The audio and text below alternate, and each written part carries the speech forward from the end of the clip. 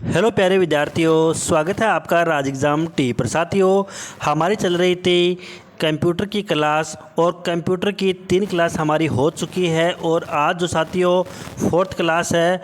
और साथियों हम 9th क्लास की आरबीएससी की बुक पढ़ रहे थे जो यहाँ पर रीट मेंस और चतुर्थ श्रेणी कर्मचारी के लिए काफ़ी महत्वपूर्ण है। ये किताब हमारा आधार जो है साथियों वो मजबूत करती है। ये किताब हमें अच्छी तरीके से समझनी चाहिए ताकि हमें कंप्यूटर समझने में साथियों आसानी हो जाए और एग्ज़ाम में साथियों हमारे क्वेश्चन है वो गलत नहीं हो।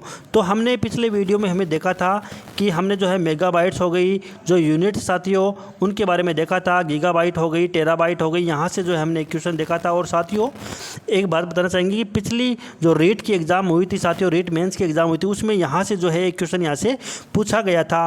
तो आपने जो है ये यूनिट पढ़ ली होगी और आपने याद भी कर ली होगी। और साथ में आप साथियों जो भी इंपॉर्टेंट चीज़ें बताते हैं वो नोट करते रहिए और वीडियो अच्छा लगा तो वीडियो को शेयर जरूर करते रहिए। तो यहाँ पर जो है आज शुरुआत करते हैं आगे। साथियों आप देख सकते हैं टेराबाइट के बारे में हमने जो है यहाँ पर पढ़ लिया था और अब जो है हम संख्या प्रणाली के बारे में यहाँ पर पढ़ने वाले हैं। तो देखिए संख्या प्रणाली परिचय, इसके बारे में आज हम देखने वाले।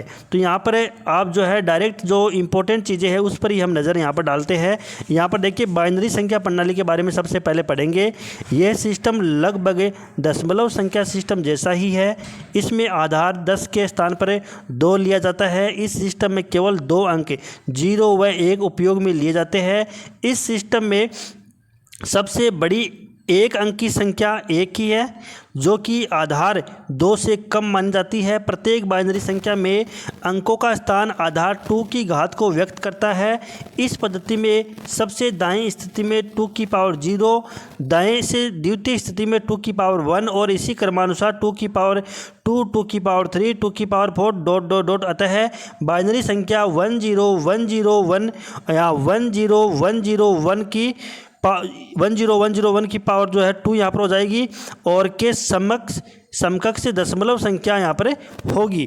तो यहाँ पर साथियों आप देख सकते हैं इस तरीके से जो है बाइनरी नंबर यहाँ पर जो है डिजिट यहाँ पर दिखाई गई है, ये आप यहाँ पर देख सकते हैं। आगे बात करेंगे जो रीट के लिए साथियों यहाँ से जो है इम्पोर्टेंट नहीं आपके लिए होने वाला है, लेकिन यहाँ पर बाइनरी संख्या है वो यहाँ पर आपसे पूछ सकते हैं कि बाइनरी डिजिट कौन से, तो 0 और 1 यहाँ पर होती है। बाइनरी अंक को सामान्यतः बिट बोला जाता है। बाइनरी अंक को क्या बोलते हैं? बिट बोलते हैं। प्रत्येक बाइनरी संख्या में n बिट्स होती है, वह n बिट की संख्या कहलाएगी। निम्न में 3 बिट की बाइनरी संख्या एवं इसके समतुल्य दशमलव के संख्याओं को दर्शाया गया है। आगे देखिए ये बाइनरी है और ये दशमलव समतुल्य। तो देखिए 000 हो तो यहाँ पर क्या है दशमलव समतुल्य, यानी कि 0 के दशमलव के समतुल्य होगी। 001 है तो ये 1 के समतुल्य होगी और 010 है तो ये 2 के समतुल्य होगी। आगे साथियों चर्चा करते हैं, ये आप देख सकते हैं। ये 100 की बात करें तो 4 हो जाएगी, 101 की बात करें तो 5 यहाँ पर हो जाएगी। और आगे अब चलते हैं जो इंपॉर्टेंट फैक्ट है साथियों उसी पर हम चर्चा यहाँ पर करने वाले हैं। ध्यान रहे कि बाइनरी संख्या सिस्टम में सिर्फ 2 ही अंक 0 व 1 होते हैं, केवल 2 ही अंक होते हैं बाइनरी सिस्टम में, 0 और 1। यही आपको साथियों यहाँ पर एग्जाम की दृष्टि से महत्वपूर्ण होने वाला है। इसलिए दशमलव पद्धति की संख्या 2 को बाइनरी पद्धति में 10, 1 व 0 लिखा वह पढ़ा जाए। दूसरा महत्वपूर्ण तथ्य यह है कि 3 बिट्स से 0, 1 के संयोग से अधिकतम 2 की पावर 3 यानी कि 8 संख्याएं बनाई जा सकती है। अतः दशमलव पद्धति की संख्या 0 से लेकर 2 की पावर n-1 को बाइनरी की n बिट की संख्या से बनाया जा सकता है। तो यहाँ पर जो है 0 से 2 की पावर n-1 को बाइनरी की n बिट की संख्या से बनाया जा सकता है। ये साथियों यहाँ से जो है इंपॉर्टेंट हो सकता है। आगे साथियों चर्चा करते हैं जो इंपॉर्टेंट है। अब एक चीज़ और देखिए साथियों, ऑक्टल संख्या प्रणाली यहाँ पर दी हुई है। तो ऑक्टल संख्या सिस्टम में 8 आधार होता है। क्या होता है? आधार 8 होता है। तो देखिए ऑक्टल संख्या सिस्टम में आधार 8 होता है। बस आपके लिए रीट के लिए साथियों इतना ही इंपॉर्टेंट है, यहाँ पर बस यही याद रखना है कि ऑक्टल संख्या सिस्टम में आधार जो होता है वो कितना होता है? 8 होता है। इसलिए इस संख्या सिस्टम में सिर्फ 8 अंक 0, 1, 2, 3, 4, 5, 6, 7 होते हैं। ये आपको सिर्फ याद रखना। और सबसे बड़ा अंक क्या होता है? 7 होता है। इतना आपको बस इसमें याद रखना। एग्जाम की दृष्टि से सिर्फ इतना ही यहाँ पर महत्वपूर्ण साथियों होने वाला है। उसके बाद हम देखिए साथियों हेक्साडेसिमल संख्या की बात करें तो यहाँ पर जो आधार जो होता है 16 होता है। क्या साथियों? इस सिस्टम में संख्या का आधार होता है वो 16 होता है। आधार 16 होने के परिणाम स्वरूप इसमें 16 अंक यहाँ प्रतीक होते हैं। ये बस आपको इतना ही याद रखना है। यहाँ से जो एग्जाम में क्वेश्चन आपके बन जाएगा। अब आगे देखिए साथियों, अब आगे चर्चा यहाँ पर हम करते हैं। यहाँ पर देखिए एक प्रणाली से अन्य प्रणाली में रूपांतरण, ये देखेंगे converting from one number system to another. ये अब इस पर नज़र हम डालते हैं तो देखिए किस तरीके से ये परिवर्तित यहाँ पर होता है। किसी अन्य आधार की संख्या को दशमलव की संख्या में परिवर्तित करना, ये आप यहाँ पर देख सकते हैं। ये इसमें रूल है। यहाँ देखिए साथियों, निम्नलिखित 3 चरणों के द्वारा किसी भी अन्य आधार की संख्या को दशमलव प्रणाली की संख्या में परिवर्तित किया जा सकता है। पहला चरण है प्रत्येक अंक का स्थानीय मूल्य ज्ञात करें, और ये अंक की स्थिति व संख्या प्रणाली के आधार पर निर्भर होता है। दूसरा चरण है कि यहाँ पर देखिए चरण 1 में ज्ञात किए गए स्थानीय मूल्य को उस स्थिति की संख्या से गुणा करें। चरण 3 है कि चरण 2 में ज्ञात किए गए गुणनफलों का योग कीजिए, ये योग ही दशमलव की संख्या में समतुल्य होगा। तो ये साथियों 3 जो रूल है ये आपको यहाँ पर ध्यान रखना कि किस तरीके से जो है यहाँ पर संख्या ज्ञात की जा सकती है। तो ये देखिए आप यहाँ पर एक एग्जाम्पल की दृष्टि से हम समझने वाले हैं। यहाँ से निश्चित रूप से एग्जाम में क्वेश्चन जो है वो बनने की संभावना यहाँ पर हो सकती है। देखिए यहाँ पर ये नंबर दिया हुआ है कि 11001 की, यहाँ पर देखिए यहाँ पर 2 दे रखा है। अब देखिए यहाँ पर जो है यहाँ पर बेस 2 दे रखा है, तो यहाँ पर ये बेस 10 ज्ञात करना। देखिए प्रत्येक अंक का स्थानीय मूल्य निकालना। कॉलम संख्या देखिए, कॉलम संख्या 1 2 3 4 5 हो गई यहाँ पर साथियों। और देखिए 2 की पावर 0 1 हो गया, 2 की पावर 1 2 हो गया, फिर 2 की पावर 2 4 हो गया, 2 की पावर 3 8 हो गया, और 2 की पावर 4 जो है यहाँ पर 16 हो गया। इस तरीके से हमें यहाँ पर निकालना है। द्वितीय चरण की यहाँ पर बात कर, देखिए स्थानीय मूल्यों को उनकी स्थिति वाली संख्या से गुणा करना। देखिए स्थिति वाली संख्या आपने यहाँ पर साथियों देख ली होगी। देखिए स्थिति संख्या से गुणा अब हम करने वाले हैं। तो यहाँ पर देखिए 16 को गुणा करना है 1 से, तो कितना आ गया 16 आ गया। फिर 8 को 8 से, 4 को 0 से, 2 को 0 से, और 1 को 1 से यहाँ पर गुणा करना है। इस तरीके से जो है यहाँ पर आपको सबको करना है। आगे देखिए तीसरे चरण की यहाँ पर बात करें, गुणन का योग करना। गुणन जो हमने किया है उनका क्या करना है साथियों, योग करना है। तो ये देख लीजिए आप, ये यहाँ पर आया है गुणन, इनका क्या करना है, योग करना। देखिए 16 + 8 0 0 1, ये टोटल क्या हो गए 25 हो गए। देखिए अतः 1 1 0 0 1 जो है बेस 2 की यहाँ पर देखिए ये 25 बेस 10 यहाँ पर आंसर आ गया। इस तरीके से साथियों आपको यहाँ पर आंसर निकालना है। तो आप इस तरीके से यहाँ पर आंसर जो है वो निकाल सकते हैं। अब यहाँ पर देखिए साथियों क्वेश्चन बनने की जो है संभावना यहाँ पर रहती है, क्योंकि क्वेश्चन यहाँ से आ सकता है, हम नकार नहीं सकते। क्वेश्चन यहाँ से जो है एग्ज़ाम में पूछ सकते हैं।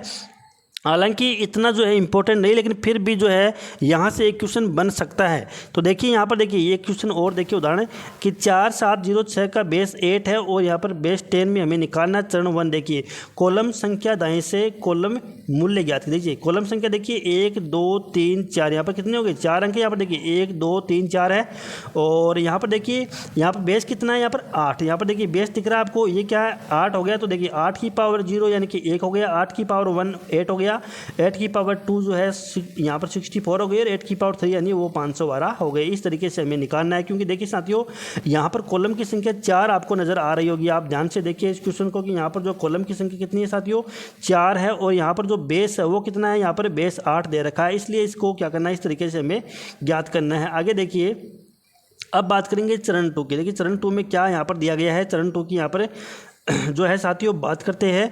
देखिए यहाँ पर 512 हमारे यहाँ पर आया था, फिर 64 आया था, फिर 8 था शुरू में, यहाँ पर देखिए 1 था। ये देखिए इस तरीके से जो है आप ये देखिए यहाँ से आप देख सकते हैं। तो देखिए यहाँ पर इसको क्या करना है 4 से गुणा करना है। किसको करना है 4 से गुणा करेंगे। देखिए यहाँ पर आप नज़र डालिए, इसको 4 से गुणा किया कितना आया 2048 आया। फिर 64 को जो है कितने से गुणा किया 7 से किया, तो कितना आ गया देखिए यहाँ पर 64 को 7 से किया तो कितना आ गया यहाँ पर, ये देखिए 448 आ गए। उसके बाद में 8 को किससे गुणा किया 0 से किया तो कितना आ गया 0 आ गया, और 1 को 6 से किया तो ये कितना आ गया 6 आ गया। तो इस तरीके से अब तीसरे चरण में इनको क्या करना है, सभी को हमें जोड़ देना। क्या करना है, सभी को जोड़ देना। तो यहाँ पर 2502 जो है ये आंसर आ गया। तो देखिए इसका आंसर कितना आ गया 2502 की पावर बेस यहाँ पर 2 की जो है बेस यहाँ पर 10 आ गया। इस तरीके से ये साथियों आंसर जो है निकल कर आ गया। तो यहाँ से जो है क्वेश्चन यहाँ से एग्जाम में बन सकता है। तो आप दोनों क्वेश्चन निकाल के आराम से देख लेना। और क्वेश्चन साथियों ये क्वेश्चन जो है ये नोट कर लेना, क्योंकि यहाँ से डायरेक्ट क्वेश्चन उठकर एग्जाम में आ सकता है। संख्या भी चेंज नहीं, क्योंकि साथियों ये जो है आरबीएसई की यहाँ पर बुक है। तो इस तरीके से ये क्वेश्चन आपके समझ में आ गया होगा। यहाँ से क्वेश्चन बनने की संभावना देखो रहती है। हालांकि इतना टफ पूछे नहीं पूछे, लेकिन फिर भी संभावना यहाँ पर जो है क्वेश्चन बनने की रहती है। तो आपको यहाँ से करना है। आगे देखिए आगे चर्चा करते हैं इसकी। अब यहाँ पर आगे चलेंगे, आगे जो यहाँ पर देखिए तीसरा एग्जाम्पल है, और यहाँ से साथियों मैं बताना चाहूँगा कि यहाँ से जो है क्वेश्चन आपके बनने की संभावना जो है यहाँ पर बहुत कम है, यानी कि ना के बराबर यहाँ पर मान सकते हैं। तो यहाँ से जो है हम क्वेश्चन नहीं करने वाले, जो रीट की दृष्टि से काफ़ी महत्वपूर्ण है उसकी हम चर्चा यहाँ पर करने वाले। आगे देखिए, यहाँ पर देखिए आधार 10 वाली संख्या को किसी अन्य आधार वाली संख्या में परिवर्तित करना। ये देखिए निम्न 4 चरणों के आधार पर 10 के आधार पर वाली संख्या को किसी अन्य आधार वाली संख्या में परिवर्तित किया जा सकता है। और यहाँ पर जो है साथियों रूल दे रखे, इन रूल को आपको फॉलो करना पड़ेगा, उस रूल के आधार पर ही जो है हम यहाँ से जो है क्वेश्चन कर सकते हैं। तो रूल यहाँ पर क्या है ये आप देख सकते हैं कि निम्नलिखित में 4 चरणों के द्वारा 10 के आधार वाली संख्या को किसी अन्य आधार वाली संख्या में परिवर्तित किया जा सकता है। पहला चरण है कि दशमलव की संख्या को जिस आधार की संख्या में बदलना हो उस आधार से उस संख्या में भाग लगाओ। फिर प्रथम चरण से प्राप्त शेष फल को नए आधार की संख्या के सबसे दाईं ओर का अंक माने।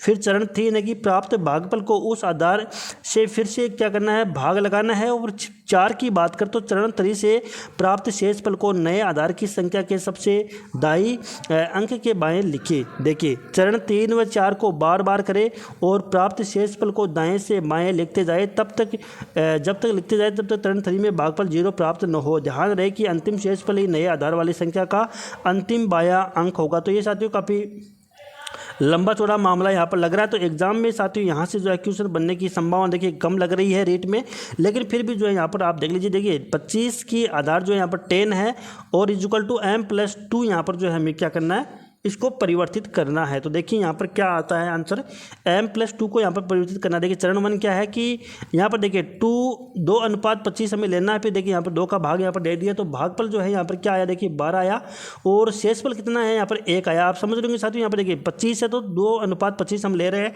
और यहाँ पर देखिए 25 में 2 का फिर भाग लगा रहे हैं, तो यहाँ पर देखिए भाग लगाएंगे तो 12 यहाँ पर भागफल आ जाएगा, शेषफल कितना आ जाएगा 1 आ जाएगा। फिर देखिए यहाँ पर अब 12 ले रहे, देखिए यहाँ पर देखिए साथियों जो 12 है ये 12 ये यहाँ पर ले रहे हैं, देखिए यहाँ पर ले लिया, फिर भागफल 6 आ गया, शेषफल 0 आ गया। फिर ये 6 ले रहे हैं तो 6 में 2 का भाग देंगे तो भागफल 3 आ गया, शेषफल 0 आ गया। फिर ये 3 जो साथियों ये यहाँ ले रहे, 3 में 2 का भाग देंगे तो भागफल 1 आ गया, शेषफल कितना आ गया 1 आ गया। फिर 1 लेंगे तो 2 का भाग देंगे तो भागफल 0 आ जाएगा और शेषफल कितना आ जाएगा 1 आ जाएगा। तो साथियों इस तरीके से हमारे पास नंबर क्या आ गए हैं उस पर देखिए ध्यान दीजिए। यहाँ पर देखिए 25 हो गया, तो यहाँ से हमें चलना क्या करना साथियों, ऊपर देखिए साथियों शुरू से अगर स्टार्ट करेंगे तो यहाँ से नीचे से चलना है, हमें क्या करना है नीचे से चलना है। देखिए यहाँ पर देखिए 11001 की पावर बेस 2 यहाँ पर साथियों आ गए। तो इस तरीके से जो है यहाँ पर ये आंसर हमें निकाल सकते हैं, और इस तरीके से आप जो है एग्जाम में भी साथियों यहाँ से क्वेश्चन कर सकते हैं। अब देखिए एग्जाम्पल नंबर 2 है, ये आपको साथियों यहाँ पर करना है और आप आराम से कर सकते हैं साथियों। और एग्जाम्पल नंबर 3 की देखिए यहाँ पर बात करें तो इस तरीके से आप भी जो है यहाँ से आसानी से कर सकते हैं। ये एग्जाम्पल आप साथियों नोट कर लीजिए और आपको यहाँ पर क्या करना है, प्रैक्टिस इनकी करनी है। एग्जाम में यहाँ से डायरेक्ट साथियों क्वेश्चन आपसे पूछ सकते हैं। देखिए एग्जाम्पल नंबर 5 की बात करें, ये क्वेश्चन भी आप जो यहाँ से निकाल सकते हैं। देखिए यहाँ पर 100 बेस 10 है, यहाँ पर देखिए 100 बेस 10 है और m+5 यहाँ पर दे रखा है। तो यहाँ पर जो है आपको क्या करना है, ये जो है यहाँ पर सोल्व करना है। तो देखिए इस तरीके से आप जो है यहाँ पर सोल्व कर सकते हैं, शेषफल यहाँ निकाल सकते हैं और आंसर ये आपके सामने आने वाला है। तो इस तरीके से आप भी कर सकते हैं। और अब देखिए 10 के अलावा किसी अन्य आधार की संख्या में परिवर्तित करना। तो देखिए साथियों हमारे लिए ओनली जो है 10 वाली आधार संख्या ही महत्वपूर्ण है, यहाँ से ही जो है क्वेश्चन बनने की संभावना रहती है। तो यहाँ पर आधार 10 की हमें केवल और यहाँ पर हमें ध्यान रखना कि आधार 10 की जो है किस तरीके से यहाँ पर ज्ञात कर सकते हैं। तो यहाँ पर फिर भी अगर साथियों हम चाहे तो यहाँ पर एक बार फिर से नज़र डाल देते हैं कि उसी तरीके से इसको कर सकते हैं। देखो कैसे करेंगे कि निम्नलिखित 2 चरणों के द्वारा उपरोक्त लिखित आधार की संख्या में परिवर्तित किया जा सकता है। तो 10 के अलावा यहाँ पर साथियों बात की जा रही है, तो चरण 1 की बात करें तो वास्तविक संख्या को सर्वप्रथम 10 के आधार की संख्या में परिवर्तित करिए। दूसरा चरण है दशमलव आधार की संख्या को इच्छित आधार की संख्या में परिवर्तित करिए। तो यहाँ पर देखिए 2 चरण इसमें दिखा रखे, कितने चरण दिखा रखे, 2 चरण यहाँ पर दिखा रखे। पहला है वास्तविक संख्या को सर्वप्रथम 10 के आधार की संख्या में परिवर्तित करिए, फिर दशमलव आधार की संख्या को इच्छित आधार की संख्या में परिवर्तित करिए। देखिए एग्जाम्पल 1 क्या दिखा रहा है, देखिए आप एग्जाम्पल 1 पर नज़र डालिए एक बार। देखिए 545 का आधार कितना है 6 है और m+4 हमें क्या करना है यहाँ पर ज्ञात करना है संख्या। देखिए चरण 1 क्या कह रहा है कि वास्तविक संख्या को सर्वप्रथम 10 के आधार की संख्या में परिवर्तित करना है। देखिए 6 के आधार से 10 के आधार में परिवर्तित करना है। सबसे पहले कैसे करेंगे, 545 को देखिए 5 × 6 की पावर 2, 4 × 6 की पावर 1, 5 गुना 6 की पावर 0, इस तरीके से जो है इसको परिवर्तित किया जा सकता। अब देखिए 5 × 36 आ गया, फिर 4 × 6 आ गया और 5 × 1 आ गया, फिर देखिए 180, 24 और 5, तो इन सबको यहाँ पर क्या करेंगे, ऐड करेंगे। तो ऐड करने से क्या बनता है, यहाँ पर देखिए ऐड करने से क्या आंसर आया, 209। क्या आया, 209 की जो बेस है वो कितना आया, 10।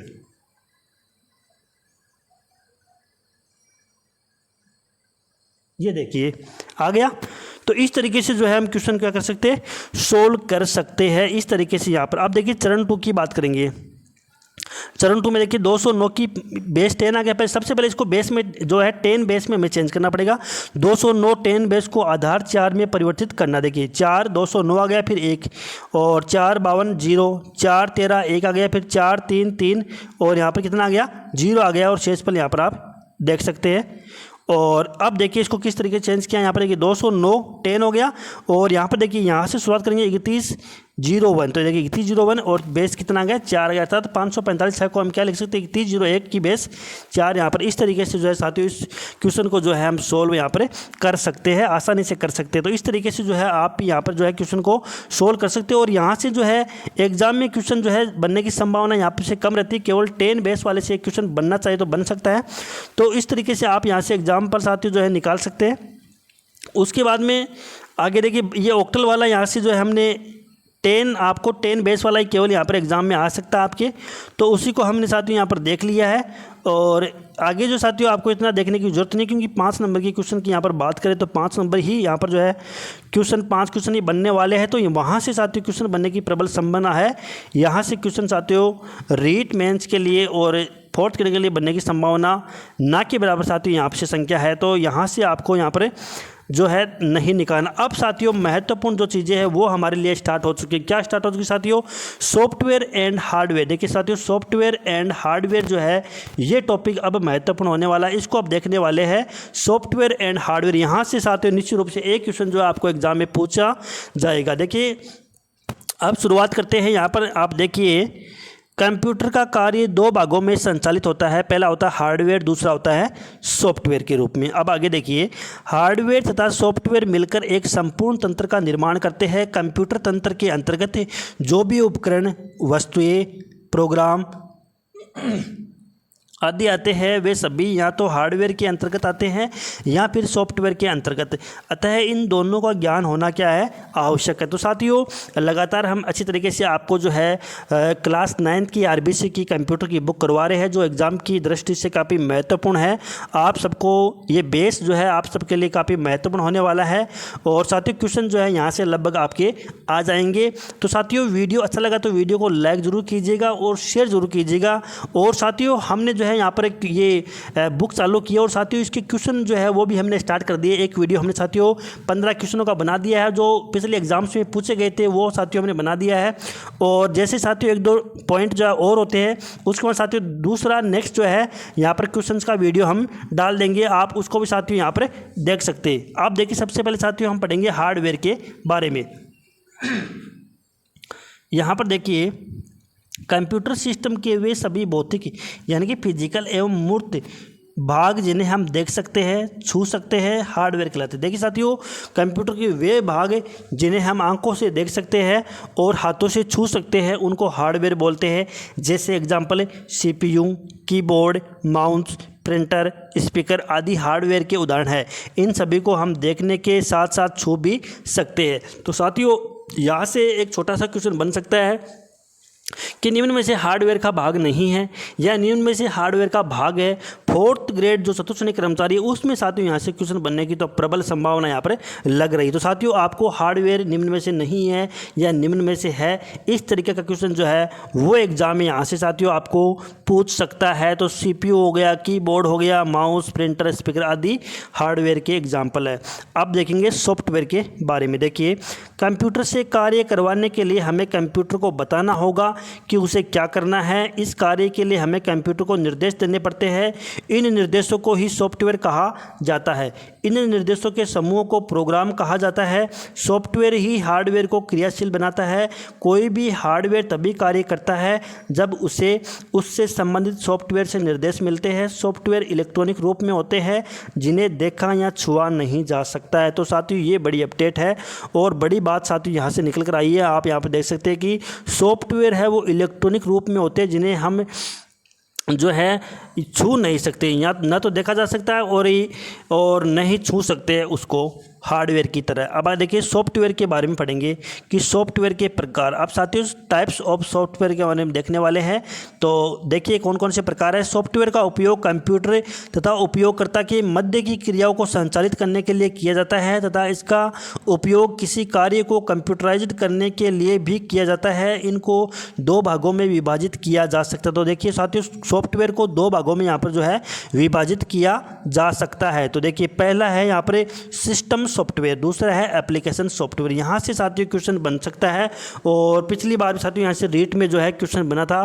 तो साथियों लगातार जो क्वेश्चन पिछले एग्जाम में बने थे उसके बारे में हम बता रहे हैं और कौन कौन से फैक्ट जो है वो यहाँ से महत्वपूर्ण होने वाले हैं वो भी लगातार हम साथ साथ में बता रहे हैं। बस आपको क्या करना है, कॉपी पेन साथ में लेकर बैठना है और जो भी इंपॉर्टेंट चीज़ें बताई जाए साथियों उनको तुरंत ही नोट कर लीजिए ताकि आपके शॉर्ट नोट तैयार हो जाए। तो ये साथियों आपके लिए अच्छा रहेगा एग्जाम की दृष्टि से। अब सबसे पहले देखेंगे सिस्टम सॉफ्टवेयर के बारे में। देखिए कंप्यूटर को संचालित करने वाले सॉफ्टवेयर जो कंप्यूटर पर किसी प्रोग्राम के क्रियान्वयन के लिए आवश्यक होते हैं सिस्टम सॉफ्टवेयर कहलाते हैं। यह कंप्यूटर को अधिक प्रभावशाली एवं उपयोगी बनाते हैं। सिस्टम सॉफ्टवेयर प्रोग्रामों का वह समूह है जो कि कंप्यूटर के भौतिक भागों तथा सॉफ्टवेयर को नियंत्रित करता है। सिस्टम सॉफ्टवेयर के अभाव में कंप्यूटर पर एप्लीकेशन सॉफ्टवेयर का उपयोग नहीं किया जा सकता। तो सिस्टम सॉफ्टवेयर के अभाव में कंप्यूटर पर एप्लीकेशन सॉफ्टवेयर का यूज जो है वो नहीं किया जा सकता, ये आपको पता होगा। सिस्टम सॉफ्टवेयर कंप्यूटर विशेषज्ञों द्वारा तैयार किए जाते हैं। ये कंप्यूटर तंत्र का एक अत्यावश्यक भाग है। आगे देखिए यह कंप्यूटर उपयोगकर्ता तथा कंप्यूटर हार्डवेयर के मध्य की क्रियाओं को नियंत्रित करता है तथा यह एप्लीकेशन सॉफ्टवेयर को भी क्रियान्वित करता है, इसलिए इसे एप्लीकेशन सॉफ्टवेयर का आधार भी कहा जाता है। अब देखिए सिस्टम सॉफ्टवेयर के कार्य के बारे में देखेंगे। सिस्टम सॉफ्टवेयर के कार्य, पहला है सिस्टम सॉफ्टवेयर अन्य सभी सॉफ्टवेयरों का निष्पादन करता है। यह उपयोगकर्ता तथा कंप्यूटर हार्डवेयर के मध्य संबंध स्थापित करता है। इसका उपयोग विभिन्न सॉफ्टवेयरों के निर्माण के लिए किया जाता है। कंप्यूटर स्रोतों जैसे memory, processor, input output device को नियंत्रित करता है। उसके बाद में ये साथियों चार महत्वपूर्ण काम है वो आपको यहाँ पर ध्यान रखने। सिस्टम सॉफ्टवेयर के कार्य ये दे रखे हैं और यहाँ से क्वेश्चन आ सकता है कि निम्न में से सिस्टम सॉफ्टवेयर का कार्य नहीं है, इस तरीके का क्वेश्चन आ सकता है। या निम्न में से सिस्टम सॉफ्टवेयर का कार्य है, इस तरीके के क्वेश्चन एग्जाम में पूछ सकते। तो आपको देखिए सिस्टम सॉफ्टवेयर अन्य सभी सॉफ्टवेयर का क्या करता है, निष्पादन करता है या संचालन करता है। इस तरीके से ये उपयोग करता था कंप्यूटर हार्डवेयर के मध्य क्या करता है, संबंध स्थापित करता है। सॉफ्टवेयरों के निर्माण के लिए किया जाता है इसका यूज और कंप्यूटर स्रोतों जैसे memory, processor, input output device को क्या करता है, नियंत्रित करता है। तो देखिए memory, processor, input output device को कौन नियंत्रित करता है, सिस्टम सॉफ्टवेयर है वो इन सबको क्या करता है, नियंत्रित करता है। ये मुख्य बात आपको याद करनी है। अब देखिए सिस्टम सॉफ्टवेयर में अग्रलिखित प्रोग्राम सम्मिलित होते हैं। देखिए कौन कौन से सिस्टम सॉफ्टवेयर का भाग जो है यहाँ से जो है ये इंपॉर्टेंट है, ये चार नाम आपको याद करने हैं। सिस्टम सॉफ्टवेयर के जो है यहाँ पर अग्रलिखित प्रोग्राम सम्मिलित होते हैं। इसमें देखिए एक तो ऑपरेटिंग सिस्टम होता है, एक यूटिलिटी प्रोग्राम होता है, एक प्रोग्रामिंग भाषाएं होती है, एक भाषा संसाधक होता है। ये चार भाग होते हैं। ये आपको यहाँ पर याद रखना है कि सिस्टम सॉफ्टवेयर में जो होते हैं चार प्रोग्राम होते हैं। कौन कौन से प्रोग्राम होते हैं तो आप देखिए फिर से ऑपरेटिंग सिस्टम होता है, एक होता है यूटिलिटी प्रोग्राम होता है, एक होता है प्रोग्रामिंग भाषाएं होती है, एक होता है भाषा संसाधक। ये आपको नाम याद रखने हैं। तो सबसे पहले हम क्या पढ़ने वाले, सबसे पहले देखने वाले एप्लीकेशन सॉफ्टवेयर। क्या देखने वाले, एप्लीकेशन सॉफ्टवेयर के बारे में सबसे पहले देखने वाले हैं। ये देखिए एप्लीकेशन सॉफ्टवेयर। देखिए एप्लीकेशन सॉफ्टवेयर प्रोग्रामों का वह समूह है जो किसी विशेष तथा निश्चित कार्यों को करने के उद्देश्य से बनाए गए हो। कार्य के आधार पर इनका निर्माण किसी भी भाषा में किया जा सकता है, यानी कि एप्लीकेशन सॉफ्टवेयर का उपयोग किसी भी भाषा में किया जा सकता है।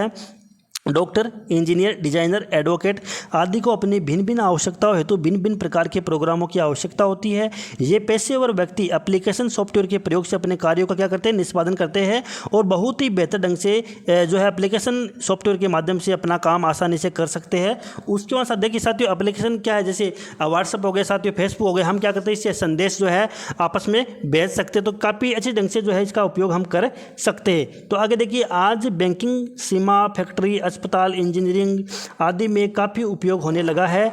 शिक्षा बोर्ड एवं विश्वविद्यालय द्वारा परीक्षा परिणाम तैयार करने, कार्यालयों में वेतन बिल बनाने के लिए भी विभिन्न एप्लीकेशन सॉफ्टवेयर का उपयोग किया जाता है। ये प्रोग्राम कंप्यूटर को विशिष्ट कार्य करने की सक्षमता प्रदान करते हैं, जैसे वर्ड प्रोसेसिंग हो गया, इन्वेंट्री कंट्रोल हो गया, पे रोल और रेलवे आरक्षण आदि। ये सभी सॉफ्टवेयर इसी श्रेणी के अंतर्गत आते हैं। तो कौन कौन से देखिए यहाँ पर मुख्य रूप से सिस्टम जो एप्लीकेशन सॉफ्टवेयर आते हैं उनके कौन कौन से भाग है वो यहाँ से पूछ सकते हैं।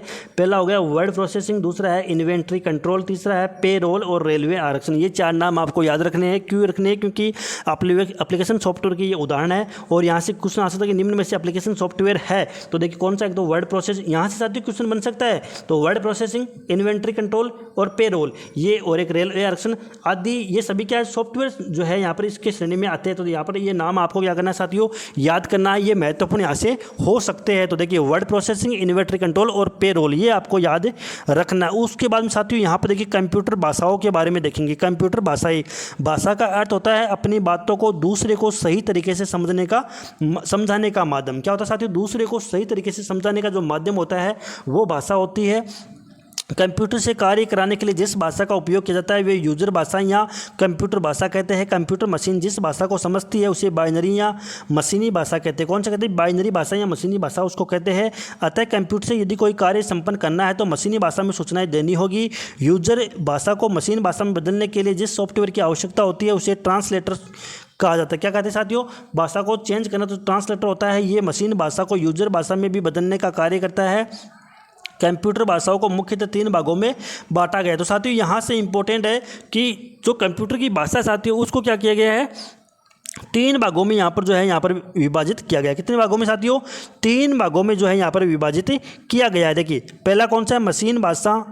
नाम देखिए, मशीन भाषा या निम्न स्तरीय भाषा। तो देखिए मशीन लैंग्वेज और लो लेवल लैंग्वेज, LLL इसको बोल सकते हैं। दूसरा होता है संयोजन भाषा या असेंबली भाषा। देखिए असेंबली लैंग्वेज और मिडिल लेवल लैंग्वेज यानी कि MLL, ये हो जाएगा। ये 2 नाम देखिए। और तीसरे की बात करें तो यहाँ पर देखिए उच्च स्तरीय भाषा, हाई लेवल लैंग्वेज, HLL, ये 3 नाम आपको याद रखने। अब सबसे पहले हम पढ़ेंगे साथियों निम्न स्तरीय मशीनी भाषा के बारे में देखेंगे कि मशीन भाषा कंप्यूटर की वह भाषा होती है जिसे कंप्यूटर समझता है। इसे बाइनरी 0 और 1 भाषा भी कहते हैं। देखिए निम्न स्तरीय भाषा कौन सी हो गई, 0 और 1, यानी कि बाइनरी भाषा को निम्न स्तरीय भाषा भी बोलते हैं। और बाइनरी किस में होती है साथियों, बाइनरी डिजिट कौन कौन सी होती है, 0 और 1 होती है, वो बाइनरी डिजिट यहाँ पर होती है। इस भाषा के द्वारा मशीन से सीधे संपर्क होता है, इसलिए इसे मशीन भाषा भी कहा जाता है। इस भाषा में कार्य करना कठिन होता है क्योंकि 0 और 1 में कंप्यूटर को बार बार समझाने की प्रक्रिया क्या होती है साथियों, जटिल होती है। मशीन भाषा में दिए गए निर्देश तीव्र गति से कार्य करते हैं क्योंकि इसमें कोई भी ट्रांसलेटर सॉफ्टवेयर की आवश्यकता नहीं होती है। दिए गए निर्देश का परिणाम भी मशीनी भाषा में आता है। अब देखिए साथियों एग्जाम्पल, उदाहरण देखिए, यदि हम कीबोर्ड से ए टाइप करते हैं तो कंप्यूटर इसे मशीनी भाषा में बदलता है, तब इसे ए आकृति प्राप्त होती, एक आकृति प्राप्त होती है जो ए है। इस प्रक्रिया को कंप्यूटर तीव्रता से करता है। अब देखिए साथियों दूसरी भाषा के बारे में देखिए, यहाँ पर दूसरी भाषा के बारे में हम पढ़ने वाले। देखिए दूसरी भाषा कौन सी है, संयोजन भाषा या असेंबली भाषा। मशीन भाषा की कमियों को दूर करने के लिए असेंबली भाषा का विकास किया गया। इसमें 0-1 बाइनरी भाषा के स्थान पर सांकेतिक भाषा निमोनिक कोड, किसका साथियों, निमोनिक कोड का जो है यहाँ पर प्रयोग किया गया। तो देखिए संयोजन भाषा या असेंबली भाषा में कौन सी सांकेतिक भाषा का प्रयोग किया गया है, निमोनिक कोड का। तो यहाँ से क्वेश्चन बन सकता है साथियों की संयोजन भाषा में जो है सांकेतिक कोड या सांकेतिक भाषा के रूप में किससे यूज किया गया। देखिए निमोनिक कोड जो होता है उसको यहाँ पर निमोनिक कोड को यूज किया गया है। जिसको याद करना सरल था। इस कोड को मशीन भाषा में बदलने के लिए असेंबलर का यूज किया जाता है। असेंबलर का साथियों इसका यूज देखिए साथियों, यहाँ पर देखिए एक इंपॉर्टेंट क्वेश्चन यहाँ से जो है साथियों कौन सा बनता है, इस पर एक नज़र डाली देखिए साथियों। यहाँ पर देखिए इस कोड को, यानी कि इस कोड को मशीन भाषा में बदलने के लिए, किसी कोड को मशीनी भाषा में बदलने के लिए किसका यूज करते हैं? असेंबलर का। साथियों ये क्वेश्चन एक दो बार एग्जाम में पूछा गया है कि किसी भी भाषा को जो है, यहाँ पर देखिए इस कोड को मशीन भाषा में बदलने के लिए साथियों क्या करते हैं? असेंबलर का यूज करते हैं। तो निमोनिक कोड जो होता है उसको मशीनी भाषा में बदलने के लिए किसका यूज करते हैं? असेंबलर का यूज करते हैं। ये इंपॉर्टेंट है, यहाँ से क्वेश्चन जो है आपके एग्जाम में आ सकता है। ये आपको ध्यान रखना है, किसका यूज? असेंबलर का यूज। निमोनिक कोड को मशीनी भाषा में बदलने के लिए असेंबलर का यूज किया जाता है। इस भाषा में कार्य करना मशीनी भाषा की अपेक्षा सरल होता है। इनके प्रोग्राम को पहले मशीन भाषा में बदला जाता था, जिससे इसकी गति मशीन भाषा से क्या होती है? कम होती है। देखिए आगे देखिए, संयोजन भाषा में प्रोग्राम लिखने के लिए मशीन को हार्डवेयर की जानकारी होना आवश्यक है, जिसमें 2 प्रोग्राम चलता है। ये मशीन पर आधारित भाषा है, अतः दूसरे सॉफ्टवेयर की आवश्यकता होती है। HLT, ADD, CLA और SUB आदि जो है क्या साथियों, ये इंपॉर्टेंट है, अतः दूसरे सॉफ्टवेयर की आवश्यकता होती है। तो देखिए ये मशीन पर आधारित भाषा है, कौन सी है? संयोजन भाषा है, वो मशीन पर आधारित भाषा है, और दूसरे सॉफ्टवेयर की आवश्यकता इनको होती है। देखिए HLT हो गया, ADD हो गया, CLA हो गया, और ये सब, ये 4 नाम आपको यहाँ पर याद करने। अब साथियों पढ़ेंगे उच्च स्तरीय भाषा। क्या पढ़ेंगे? उच्च स्तरीय भाषा। ये साथियों काफ़ी इंपॉर्टेंट, और यहाँ से तो क्वेश्चन आपके पूछ सकते हैं, क्योंकि साथियों यहाँ से तो लगभग 3-4 बार जो है, यहाँ पर 1-2 बार फर्स्ट ग्रेड में भी साथियों यहाँ से क्वेश्चन पूछा गया है। देखिए उच्च स्तरीय भाषा के बारे में देखिए यहाँ पर कि देखिए असेंबली भाषा की कमियों को दूर करने के लिए उच्च स्तरीय भाषा का विकास किया गया। इसमें कोड के स्थान पर अंग्रेजी भाषा में निर्देश दिए जाते हैं। उच्च स्तरीय भाषा में अंग्रेजी भाषा के जैसे ही शब्द का उपयोग होता है, जिससे प्रोग्राम को समझना एवं लिखना आसान हो गया है। ये मशीन पर आधारित भाषा नहीं होती, जिससे प्रोग्राम को मशीन भाषा में बदलने के लिए कंपाइलर एवं इंटरप्रेटर का उपयोग किया जाता है। आजकल सामान्यतः इस भाषा का प्रयोग जो है वो किया जाता है। तो यहाँ पर 2 नाम आपको याद रखने। देखिए ये नाम है कौन कौन से? तो कंपाइलर और इंटरप्रेटर। देखिए प्रोग्राम को मशीनी भाषा में बदलने के लिए, यानी कि उच्च स्तरीय भाषा में इसका प्रयोग करते। देखिए यहाँ पर देखिए क्या है कि जिससे प्रोग्राम को मशीन भाषा में बदलने के लिए, यानी कि मशीन भाषा में बदलने के लिए किसका उपयोग करते हैं? कंपाइलर। वहाँ पर असेंबलर का यूज होता है, यहाँ पर देखिए कंपाइलर एवं इंटरप्रेटर का उपयोग होता है। किसका होता है? कंपाइलर एवं इंटरप्रेटर का यहाँ पर यूज किया जाता है। ये 2 नाम आपको याद रखना है, कंपाइलर और इंटरप्रेटर। अब देखिए यहाँ पर देखिए उच्च स्तरीय भाषा में मुख्यतः C++, जावा और सामान्यतः सभी प्रोग्रामिंग भाषाएं आती है। उच्च स्तरीय भाषा में सामान्यतः अंग्रेजी जैसी भाषा का उपयोग होता है, अतः लिखना एवं प्रयोग करना क्या होता है साथियों? आसान होता है। तो साथियों यहाँ पर आप देख सकते हैं, आप यहाँ पर जो है ये 3 नाम आपको याद करने, ये 3 नाम वेरी वेरी इंपॉर्टेंट यहाँ से है, यहाँ से क्वेश्चन एग्जाम में पूछ सकते हैं। तो यहाँ पर क्या है कि उच्च स्तरीय भाषा कौन कौन सी होगी? तो C हो गई, एक C++ हो गया, और एक हो गई यहाँ पर जावा। ये नाम आपको याद करने हैं, यहाँ से क्वेश्चन आ सकता है। C++ और जावा, ये 3 उच्च स्तरीय भाषा है, ये आपको याद करना है। इसमें कोई विशेष हार्डवेयर की आवश्यकता नहीं होती, अतः ये सभी तरह के कंप्यूटर पर चला सकते हैं। तो साथियों इस तरीके से हमने जो यहाँ पर भाषाओं के बारे में पढ़ लिया है, उच्च स्तरीय भाषा हो गई, इनके बारे में देख लिया है, डिजिट के बारे में देख लिया, एप्लीकेशन सॉफ्टवेयर यहाँ पर साथियों हमने देख लिया है। अब साथियों हम जो है ये भाषा संसाधक के बारे में, यानी कि लैंग्वेज ट्रांसलेटर के बारे में अगले वीडियो में देखने वाले हैं। तो साथियों यहाँ पर जो है हमारे 4 वीडियो कंप्लीट हो चुके हैं, और यहाँ पर एक वीडियो साथियों हमने जो है क्वेश्चन MCQs का बना दिया। लगातार विद्यार्थी कह रहे थे सर MCQ का वीडियो भी बनाइए, तो यहाँ पर जो है कंप्यूटर के 15 क्वेश्चंस का वीडियो हमने बना दिया है, और अब आगे साथियों 15 क्वेश्चंस का एक और वीडियो हम बनाएंगे। इस तरीके जैसे साथियों जैसे जैसे टॉपिक पूरे होते हैं उसी तरीके से हम जो उनके क्वेश्चन भी यहाँ पर आपको करवाते रहेंगे। तो वीडियो अच्छा लगा तो साथियों वीडियो को अधिक से अधिक शेयर जरूर कीजिएगा, लाइक करना है, और अभी तक चैनल को सब्सक्राइब नहीं किया तो चैनल को सब्सक्राइब जरूर करें। धन्यवाद।